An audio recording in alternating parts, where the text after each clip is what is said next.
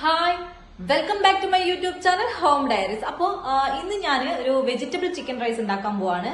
So നമുക്ക് അതെങ്ങനെയാണെന്ന് കണ്ടാലോ. അപ്പോൾ ഇതിനാവശ്യമായിട്ടുള്ള ചിക്കൻ നന്നായി കഴുകി വൃത്തിയാക്കിയ ശേഷം ഇതിലേക്ക് ആവശ്യത്തിന് മുളക് പൊടി, മഞ്ഞൾപ്പൊടി, ഉപ്പ് ഇവ ചേർത്ത ശേഷം നമുക്ക് കുക്കറിലൊരു 4 വിസിൽ അടിച്ചെടുക്കാം. ചിക്കൻ നല്ല വെന്ത് പാകമായിട്ടുണ്ട്. സോ ഇത് നമുക്ക് മാറ്റി 2 കപ്പ് ബസുമതി റൈസ് ഞാനിവിടെ വെള്ളത്തിൽ കുതിർത്ത് വെക്കുന്നുണ്ട്. അത് നമുക്ക് മാറ്റി വെക്കാം. അടുത്തത് നമുക്ക് വേണ്ടത് ഒരു 1.5 സവാള കട്ട് ചെയ്തത്, കുറച്ച് ഇഞ്ചി വെളുത്തുള്ളി കട്ട് ചെയ്തത്, പിന്നെ ഒരു ടൊമാറ്റോ, കുറച്ച് ക്യാപ്സിക്കം, അടുത്തത് ബ്രൊക്കോളി, അത് ഒന്നും എടുക്കേണ്ട ആവശ്യമില്ല, വളരെ കുറച്ച്. അടുത്തത് സാൽസ, അത് കാണാൻ നമ്മുടെ മല്ലിയില പോലെ തന്നെ ഇരിക്കും, അത് ചെറുതായിട്ട് കട്ട് ചെയ്തത്. നെക്സ്റ്റ് ആസ്പെറാക്സ് ആണ്, അതും ചെറിയ കഷ്ണങ്ങളാക്കി എടുക്കാം. എക്സ്ട്രാ കുറച്ച് വെജിറ്റബിൾ മിക്സും കൂടെ ഞാൻ ഇവിടെ എടുക്കുന്നുണ്ട്.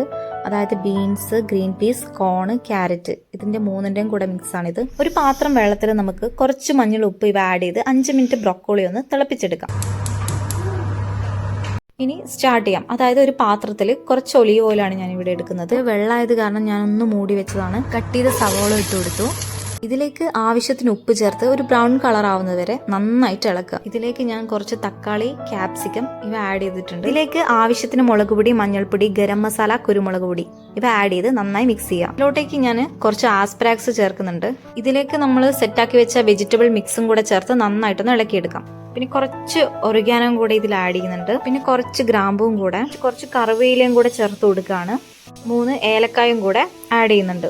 അടുത്തത് ഇതിലോട്ടേക്ക് ചിക്കൻ മസാല, ജീരകം എല്ലാം കൂടെ ഒന്ന് മിക്സ് ചെയ്തെടുക്കാം. നേരത്തെ വേവിച്ച് വെച്ച ചിക്കൻ ഞാൻ ഇതിലോട്ടേക്ക് ഒഴിക്കുകയാണ്. 1 സ്പൂൺ ലെമണും കൂടെ ഇതിലോട്ടേക്ക് ആഡ് ചെയ്യാം. ഇതിലേക്ക് ആവശ്യത്തിന് ഉപ്പ് ചേർത്ത് നന്നായിട്ടൊന്ന് മിക്സ് ചെയ്തെടുക്കാം. ഇതിലേക്ക് റൈസിന് ആവശ്യമായിട്ടുള്ള വെള്ളം ചേർത്ത് അതിലോട്ടേക്ക് നമുക്ക് റൈസ് ഇടാം. വീണ്ടും ഇതൊന്ന് മിക്സ് ചെയ്ത് കൊടുത്തതിന് ശേഷം മൂടി വെക്കാം. ഒരു 10 മിനിറ്റിന് ശേഷം ഇത് പാകമായിട്ടുണ്ടോ എന്ന് നമുക്കൊന്ന് ചെക്ക് ചെയ്യാം. റെഡി ആയിട്ടുണ്ട്. ഫൈനലി നമുക്ക് ഇതിൽ ബ്രൊക്കോളിയും സൽസയും കൂടെ ഒന്ന് ആഡ് ചെയ്യാം. അപ്പോൾ ഇതാണ് നമ്മുടെ ഫൈനൽ ഔട്ട്പുട്ട്.